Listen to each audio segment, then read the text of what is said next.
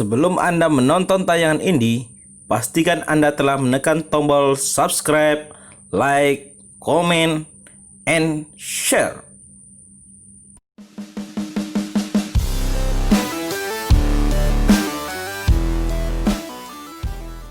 Sriwijaya FC Laskar Wongkito.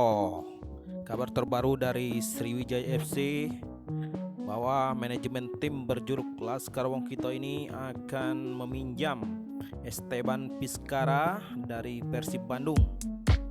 Esteban yang merupakan gelandang serang kelahiran Argentina 11 April 1986 ini akan menjadi tandem Alberto Gonzalez da Costa di lini depan Sriwijaya FC untuk mengarungi musim 2021 mendatang.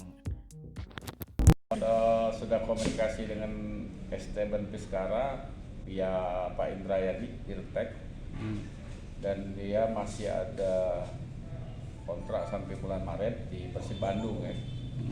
Tapi kita tetap memberanikan diri akan menyurati besok Persib Bandung untuk meminjam Esteban Vizcara ke Sriwijaya FC.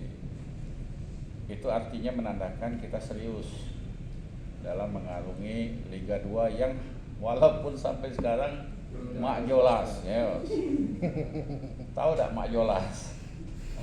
Ini video. Nah, jadi artinya kita sudah sangat berminat sekali untuk mendatangkan Esteban guna memanjakan Beto.